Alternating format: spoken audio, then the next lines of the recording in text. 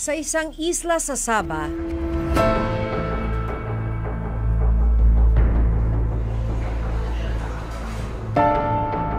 sex slave kung ituring ang ilang Pilipino.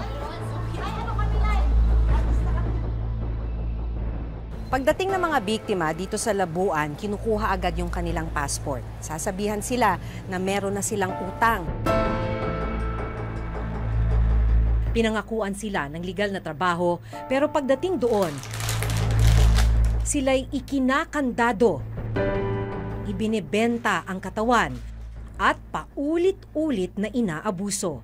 Sabi ng boss, kailangan daw po namin magpalabas po sa customer. Ano ibig sabihin ng magpalabas? Tapos yung customer gagamitin ka. Papasok sa isang hotel. Makatakas pa kaya sila sa kalbaryong kinasadlakan?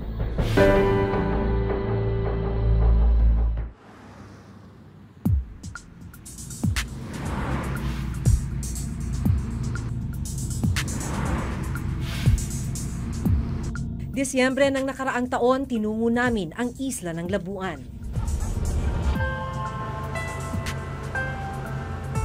Papunta tayo ng Labuan Island, bahagi pa rin ito ng Sabah. Isa itong red light district dahil punong-puno ito ng mga bar at ng mga pub. At dito rin sa Labuan Island matatagpuan ang ilan sa mga kababayan nating may tuturing na trafficked women.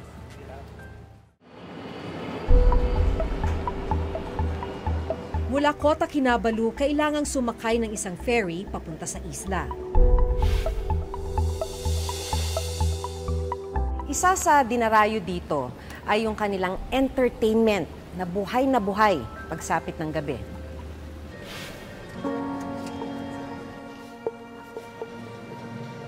Pagdating sa isla, nakilala ko ang isang Pilipinong tumutulong sa mga kababayan nating nabibiktima ng sex trafficking. Habang nag-iikot tayo dito sa Labuan, nakatanggap yung kababayan natin na tumutulong sa mga Pinay na traffic dito sa Labuan Island na nagsasabing humihingi ng tulong na makauwi na ng Pilipinas. So, susubukan natin siyang makausap. Abangan na rin natin kung ano yung mangyayari dahil karamihan dun sa mga traffic women dito, ang kailangan nilang malagpasan ay yung takot na makabalikan sila ng mga sindikato na may hawak sa kanila dito sa may Labuan. Ano pong sabi? Gusto na lang daw talaga siya kung ayaw niya magtrabaho. Pag sinabi pong trabaho, ito ho yung trina-traffic po sila, no? Yung nasa bar po sila, nasa karaoke.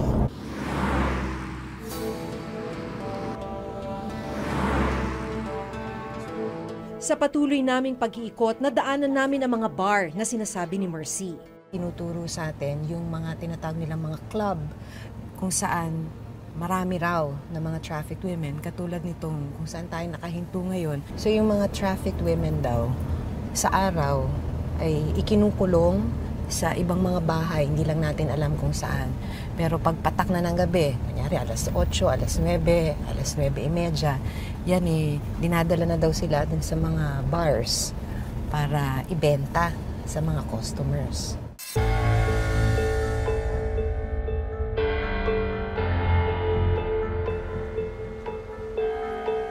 Pagkagat ng dilim, unti-unti na ring nabubuhay ang mga ilaw ng mga club at pub sa Labuan.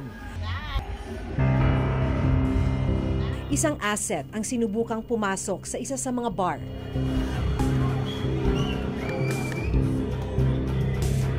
Maya-maya pa, isang babae ang lumapit sa aming asset at nagsabing pumili na ng mga babae na pwedeng i-table. Pinatayo niya ang nasa mahigit 10 babae. Lahat daw mga Pilipina. Ang pinakabata sa kanila, 19 na taong gulang. Kalimitan po, pumupunta po sila dito. Akala nila ibang trabaho? Yes po, ang sabi ng daw, isang trabahong maganda receptionist ng hotel, isang waitress. Pagdating dito, ganon. Kinukuha na ho yung passport nila. Opo, sa kinukuha na daw passport nila yan lahat.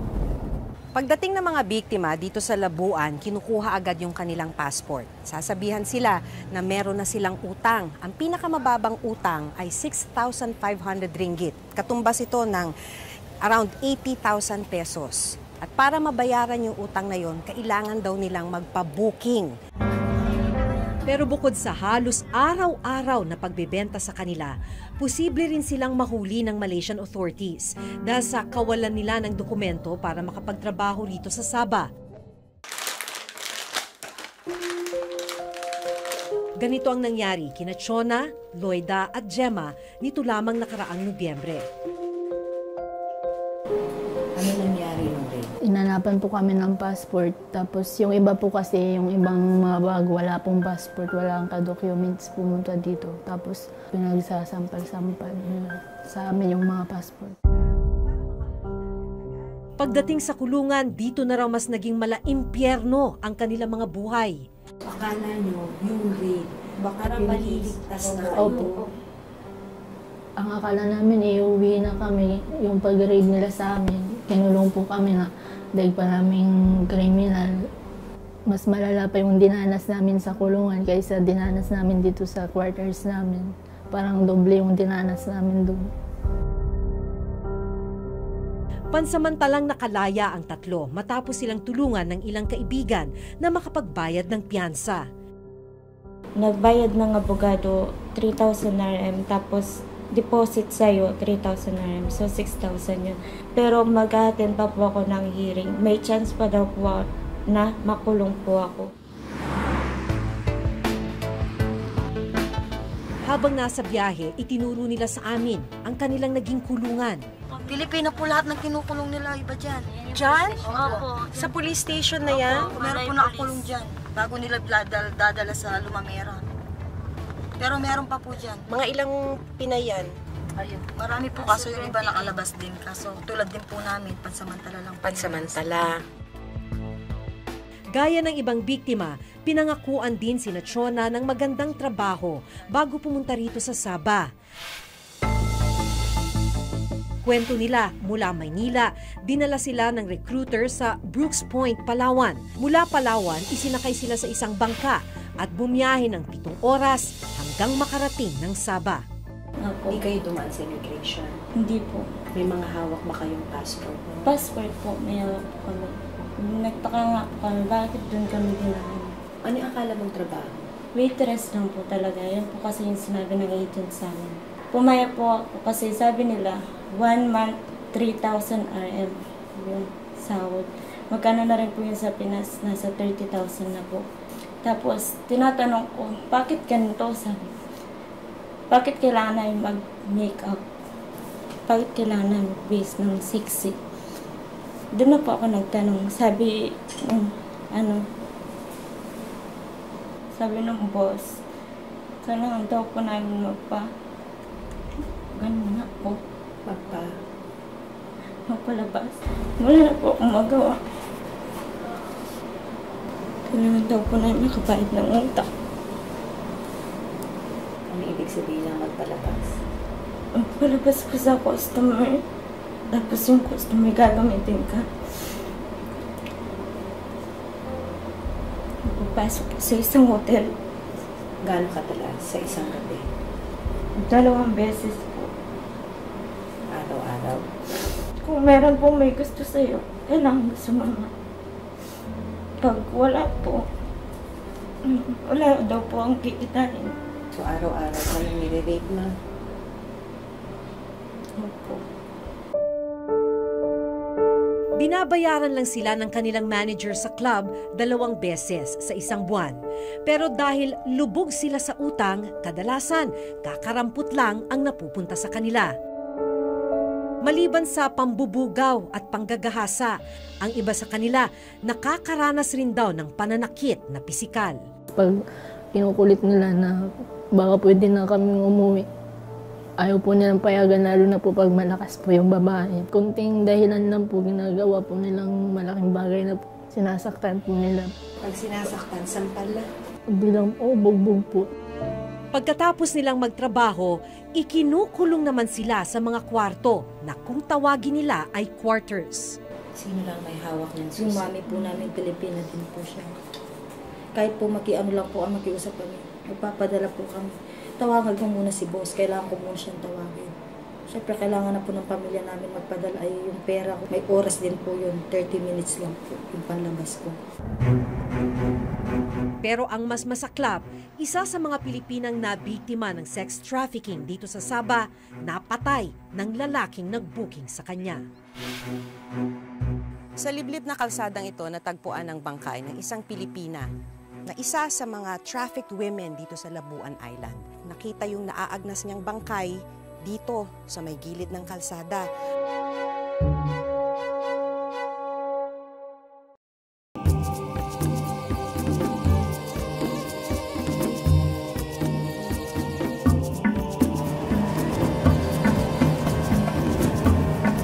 Ayon sa isang biktima na nakausap natin, mula sa Palawan ay pinasakay sila ng isang bangka. 11 babae sila noon. 9 na oras silang nasa laot hanggang makarating sila ng Sandakan sa Sabah.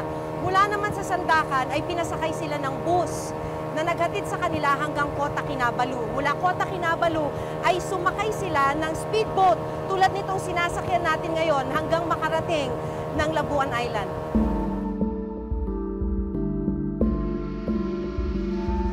Walang kamalay-malay ang grupo ni Chona na sa pagdating sa Sabah, isasabak sila sa bentahan ng laman. Hindi alam ng mga pamilya nila sa Pilipinas na nabiktima sila ng sex trafficking. Alam ba namin, pamilya mo, kung ano nangyayari sa'yo? Hindi po. Anong alam nila? Ang alam nila, nagtrabaho po ako waitress. Pero hindi nila alam na nabiktima po ako ng agent ko po. Kasi hindi ko po masabi-sabi sa papa ko. Ayoko po kasing mag-alala yung papa ko kasi may sakit din sa puso yung papa ko.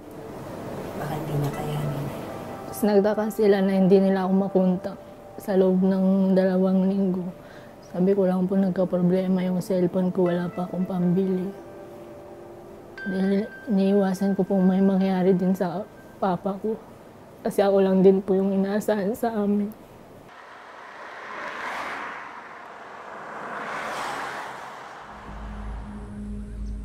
Pero ang mas masaklap, may pagkakataong mitsan ng buhay ng ilan nating kababayan ang kinasadlakang kalakaran. Taong 2016, napatay ng lalaking customer ang isang Pilipinang traffic victim. Sa liblib na kalsadang ito, natagpuan ang bangkay ng isang Pilipina na isa sa mga trafficked women dito sa Labuan Island. Ayon sa investigasyon ng mga pulis, binuking yung Pinay sa isang bar sa may sentro ng Labuan Island. Yun na yung huling pagkakataon na nakita siya. After a month, nakita yung naaagnas niyang bangkay dito sa may gilid ng kalsada. At ayon din sa autopsy, basag yung kanyang bungo at napakarami niyang saksak sa iba't ibang bahagi ng katawan. Ang grupo ni Mercy ang gumawa ng paraan para mauwi sa Pilipinas ang bangkay ng biktima. Hanggang sa ngayon, wala pa rin daw nahuhuling suspect sa pagpatay sa biktima. Sa kinakaharap na kaso ni Chona, sinubukan daw nilang humingi ng tulong sa Embahada ng Pilipinas sa Kuala Lumpur. Paano ka humingi ng Nung tulong? kakalabas ko lang po nun, kasi inisip ko yung mga kasama ko. Sabi ko, parang awan nyo na po, may mga nangangailangan ng tulong po yung mga kasama ko, mga bagong panganak pa, nakulong nga po. Gusto namin sana ibalik na kami sa Pilipinas. Iyon po, sabi sa amin, hintayin nyo na lang yung tawag. Kung may tatawag sa inyo, kinuha lang po yung number ko. Tapos, hinihintay ko po yung tawag. Tapos kapag tinatawagan ko po, dinidecline na po nila yung tawag namin. Dinireject. Mula nung umpisa, ang gusto nyo lang makauwi. Opo, kahit po wala na po kami dalawi lang po kami. Sabi nga po namin, kahit tisin na lang namin yung hirap sa Pilipinas at least hindi naman gaano kahirap yung naranasan namin dito. Sinubukan naming makipag-ugnayan sa Embahada ng Pilipinas sa Malaysia. Kung pwede mabigyan ng legal representation yung mga babaeng nakakulong pa, tapos itong nakalabas, baka naman we can bring them home. Sige, Conjen. Apparently, ang sinasabi ng embassy, hindi nila alam kung ano yung nangyari the past month na nagkaroon nga ng mga several raids, tapos inaresto instead na ni-rescue yung mga kababayan nating Pilipinas. So, hintayin natin yung kanilang magiging aksyon. Nangako naman sila na gagawa sila ng mga hakbang, lalo na dun sa pagpapauwi ng mga kababayan natin. Matagal nang nangyayari ang sex trafficking sa bahaging ito ng Sabah. 10 taon na ang nakararaan ng unang siyasatin at ilantad ng Reporter's Notebook ang iligal na kalakaran at ang naging pagdurusa ng mga biktima sa Sabah. May kumuha po ng passport namin. Yun po ang nagpa-check. May binayaran po yun ng taong nag-recruit sa amin. Marami ng mga napupunta dyan sa Sabah ay galing din sa Western and Southwestern Mindanao. At pabalik-balik nga sila doon. Kasi nga, para sa kanila, yung pagkakakitaan ay nasa Sabah. Hanggat hindi pa rin masagot ng pamahalaan, paano niyang i-address yung issue ng claim, yung legal issue, at paano niyang tutugunan yung mga pangangailangan ng ating mga tauhan doon. Despite this claim, hindi sila makakagalaw, hindi sila makaka-come up ng solusyon dun sa mga problema ng ating mga Pilipino sa Sabah. Sa buong mundo, 3 ang human at sexual trafficking sa itinuturing na most profitable organized crimes na umaabot sa $32 billion kada taon. Minsan nang itinuring ng United Nations ang Pilipinas bilang isa sa mga bansang may mataas na kaso ng human trafficking. Isa raw ang Pilipinas sa pinagmumulan ng mga biktima patungo sa ibang rehiyon. Bilang tugon, binuo ang Interagency Council Against Human Trafficking o IACAT na naglalayong mapigilan ang trafficking sa mga Pilipino at ang maparusahan ang mga traffickers at illegal recruiters. Sa datos ng IACAT, nasa 232 traffickers na ang nakonvict o nahatulan ng guilty mula 2011 hanggang 2016. Sa isang pag-aaral ng United Nations, nasa 60,000 hanggang 100,000 ang mga Pilipinong nabibiktima ng sex traffickers. Maparusahan man ang mga traffickers sa Pilipinas, wala namang kasiguruhan ang kahihinatnan ng mga biktimang nakakulong sa ibang bansa, gaya ni Chona. Yes, when reports like this reach our embassy, they immediately make a diplomatic representation to the Malaysian government to solve these abuses. Secondly, in the past months, nung may pictures kami nakita dyan, we immediately had a plan for a team to go there to assist the Filipinos to go home, precisely to get them out of that abuse situation. Gaya ng ipinangako ng Consul General ng Pilipinas sa Malaysia, matapos lamang ang 2 araw mula nang sila'y aming makausap, binisita nila ang grupo ni Chona. Pumunta rin sila sa immigration officer ng Labuan Island para alamin ang kaso ng 3 at iba pang Pilipina. So we are here to intervene on their behalf. Hopefully we can convince the authorities here to respect their rights and provide them the necessary legal protection, and hopefully mapauwi natin sila. Unfortunately, this kind of cases is kind of widespread in this part of Malaysia. We have a lot of Filipinos who are experiencing the same situation, except that the only time that we know about is when they report.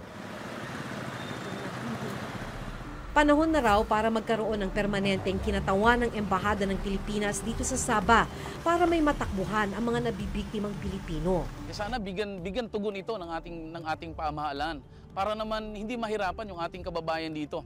Diyan sa mga dokumento kailangan sa mga problema, sa mga basic need na kailangan ng ating kababayan dito. The Department of Foreign Affairs is always on top of the situation. Long term, we hope that we will be able to make our trips more frequent and longer so that ma-engage natin sila fully and yung kanilang lahat ng kanilang karapatan ay maprotektahan.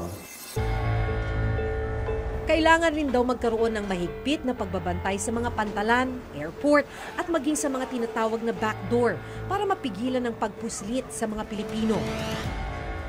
Matapos ang unang hearing sa Sabah, nagpasya ang korte na muling ikulong sina Chona, Loida at Gemma habang patuloy na dinidinig ang kanilang kaso. Umaasa silang sa tulong ng DFA at Embahada ng bansa, agad na silang makakalaya at makakauwi ng Pilipinas para muling makapagsimula.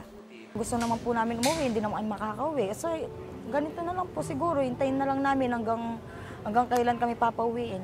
We are sending funds there to hire lawyers to defend them as part of our advocacy. So, yung case natin will have to continue with our defense of these 3 victims.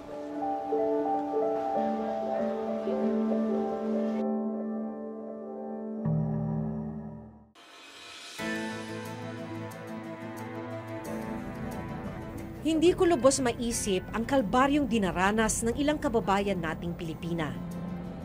Darating silang dayuhan sa Sabah, bitbit ang pag-asang magtrabaho at kumita para sa pamilya. Pero itatrato silang parang hayop na ikukulong sa hawla. Konkretong plano at aksyon ang kailangang gawin ng gobyerno para masigurong wala nang mabibiktima ng ganitong uri ng kalakaran.